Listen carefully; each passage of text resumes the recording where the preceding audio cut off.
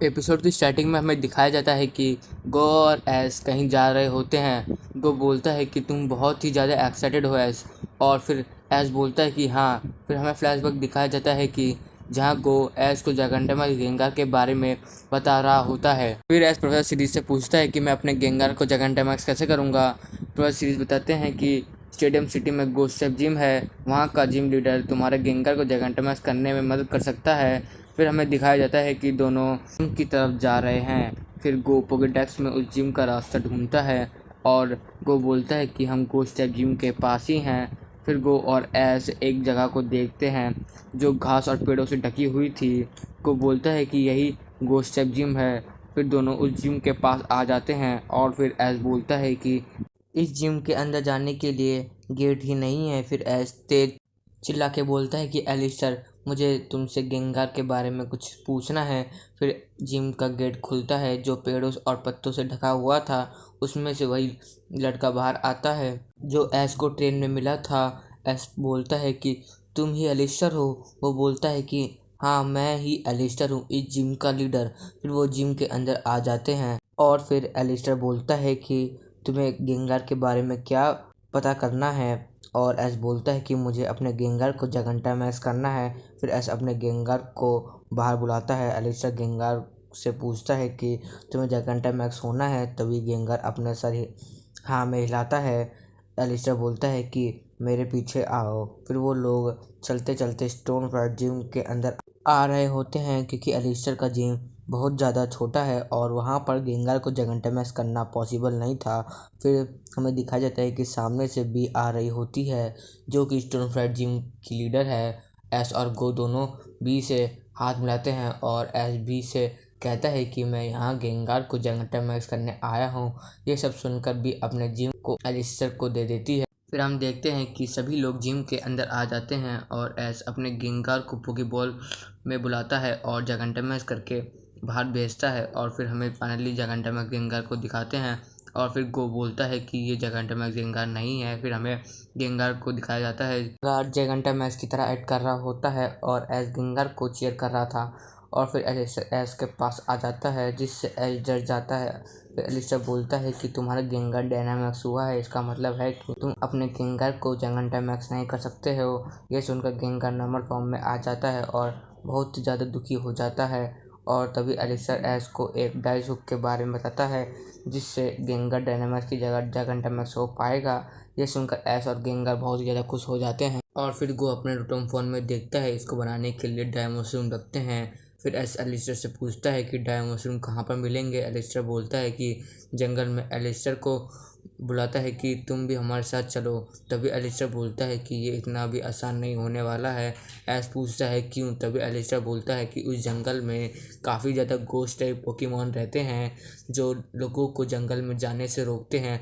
और एस बोलता है कि मुझे कोई भी नहीं रोक सकता। फिर एस एलिस्टर को अपने साथ ले जाता है। फिर अगले सीन में हमें दिखाया जाता है कि एस गो और एलिस्टर एक ग्रेवयार्ड के सामने आ जाते हैं। गो ग्रेवयार्ड को देख के डरने लगता है और फिर एस बोलता है कि यहाँ पर डाई मशरूम है।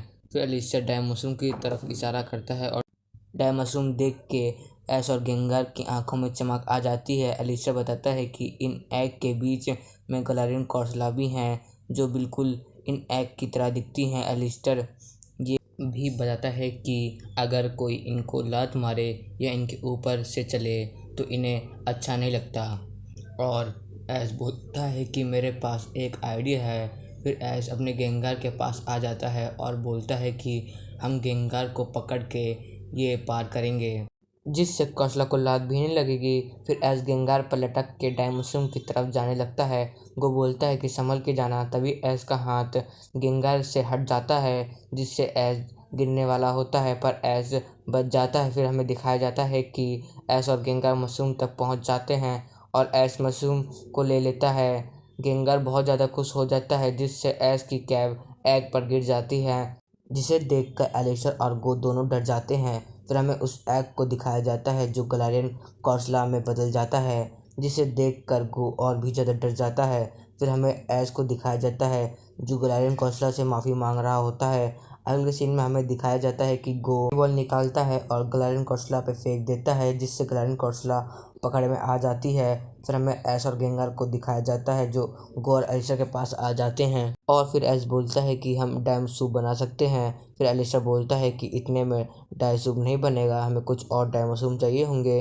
फिर सीन शिफ्ट होता है और हमें दिखाया जाता है कि ऐश, गो और एलिस्टर और पिकाचू डायमंड मशरूम को जंगल में ढूंढ रहे होते हैं। तभी पिकाचू को एक डायमंड मशरूम मिल जाता है। गो बोलता है कि मुझे यहाँ पर कोई घोस्ट टाइप पोकेमोन नहीं दिख रहा है और तभी ऐश उस मशरूम को ले लेता है और तभी ऐश के पीछे ट्रेवेनेंट पोकेमोन आ जाता है और फिर वो पोकेमोन ऐश और गो और एलिस्टर पर अटैक कर देता है, पर वो लोग वहाँ से निकल जाते हैं। अगले सीन में हमें दिखाया जाता है कि सभी लोग ट्रेवेनेंट से दूर आ गए हैं और गो एलिस्टर से पूछता है कि इतने मशरूम काफ़ी होंगे। एलिस्टर मना कर देता है और बोलता है कि हमें कुछ और मशरूम चाहिए होंगे और ये सुनकर ऐश और गो सैड हो जाते हैं और तभी ऐश और गो के पीछे गेंगार आ जाता है और मशरूम की तरफ इशारा करता है। ऐश बोलता है कि वो देखो एक और डायमंड मशरूम, पर उस मशरूम के ऊपर ड्रैगलॉक पोकेमोन होता है और गो और एलिस्टर उसके पास आ जाते हैं। फिर उनको पता चलता है कि ड्रैगलॉक के ऊपर एक ड्रीपी भी होता है। ड्रीपी गिरने वाला होता है पर ऐश उसे गिरने से बचा लेता है, जिसकी वजह से ड्रीपी की नींद खुल जाती है। ड्रीपी फ्लाई करते हुए ऐश की कैप के नीचे आ जाता है और तभी ड्रैगलॉक उठ जाता है। ड्रैगलॉक अपने साइड में देखता है और ग्रुकी को उठा के अपने सिर में रख देता है और तभी उनको पता चलता है कि ड्रैगलॉक के सर पर हमेशा ड्रीपी होता है। फिर हमें ग्रुकी को दिखाया जाता है। ग्रुकी अपने स्टिक से ड्रैगलॉक को मारना स्टार्ट कर देता है। गो ग्रुकी को रुकने के लिए बोलता है पर ग्रुकी नहीं रुकता है।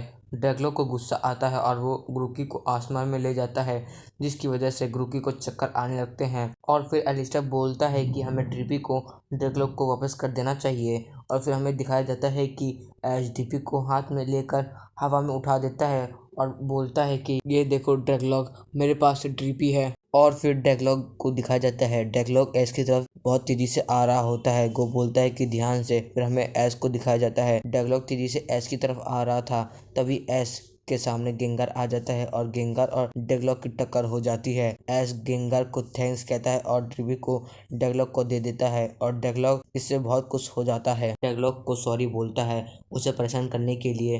तभी एलिस्टर डेगलॉग के पास आता है और उसका डायमंड मशरूम देने के लिए बोलता है। डेगलॉग वो मशरूम दे देता है और ऐश डेगलॉग को थैंक्स कहता है और एलिस्टर बोलता है कि इतने डायमंड मशरूम काफ़ी होंगे। सीन शिफ्ट होता है और फिर हमें दिखाया जाता है कि ऐश, गो और एलिस्टर के जिम में हैं। एलिस्टर डाई सूप बना रहा था और रात भी हो गई थी। एलिस्टर बोलता है कि इसे पूरा बनने में पूरी रात लग जाएगी। ऐश एलिस्टर को थैंक्स कहता है। एलिस्टर बोलता है कि तुमने भी आज बहुत मेहनत की और फिर ऐश एलिस्टर से पूछता है कि तुम पोकेमोन से बात कर सकते हो। गो बोलता है कि तुमने गोस्ट ट्रेन में भी गोस्ट टाइप पोकेमोन से बात की थी और आज उस डेगलॉग के साथ भी। एलिस्टर बोलता है कि मैं अजीब हूँ। ऐश बोलता है कि नहीं। गो बोलता है कि मुझे तुमसे जलन हो रही है। अगले सीन में हमें दिखाया जाता है कि ऐश सो रहा होता है। ये देखकर गो हैरान होता है क्योंकि ऐश ने बोला था कि वो पूरी रात डाइसूप की अच्छे से देखभाल करेगा। और फिर एलिस्टर बोलता है कि गो तुम भी सो जाओ, मैं सूप की अच्छे से देखभाल कर लूँगा। फिर हमें दिखाया जाता है कि ऐश और गो सो रहे होते हैं और एलिस्टर सूप की देखभाल कर रहा था और फिर एलिस्टर के पास गेंगार आता है। गेंगार सूप देखने की कोशिश करता है पर एलिस्टर उसको मना कर देता है और गेंगार भी रुक जाता है। एलिस्टर बोलता है कि ऐश ने डायमंड मशरूम इकट्ठा करने के लिए बहुत मेहनत की है और मैं भी इसे अच्छे से बनाऊंगा। गेंगार और एलिस्टर के बीच बातें होती हैं। गेंगार खुश होकर एलिस्टर को गले लगा लेता है और फिर फाइनली हमें एलिस्टर का थोड़ा सा फेस देखने को मिलता है। हम अगले सीन में नेक्स्ट डे को देखते हैं। डाई सूप अब तैयार था। गेंगार सूप का पूरा पॉट उठाता है और पूरा सूप पी जाता है। सीन शिफ्ट होता है। सभी स्टोन फाइट जिम के अंदर होते हैं। बी भी जिम के अंदर आ रही होती है। ऐश गेंगार को पोकेबॉल में बुलाता है। बी एलिस्टर से बोलती है कि मैंने तुम्हें कभी आज तक किसी की मदद करते हुए नहीं देखा है। ऐश गेंगार को जगन्टामैक्स करके बाहर बुलाता है और फिर हमें जगन्टामैक्स गेंगार को दिखाते हैं। ये देखकर ऐश और गो बहुत खुश हो जाते हैं। सीन शिफ्ट होता है। ऐश और गो ट्रेन में बैठे होते हैं। एलिस्टर को बाय कर रहे होते हैं। एलिस्टर भी उन दोनों को बाय कर रहा होता है और यहीं पे एपिसोड ख़त्म हो जाता है।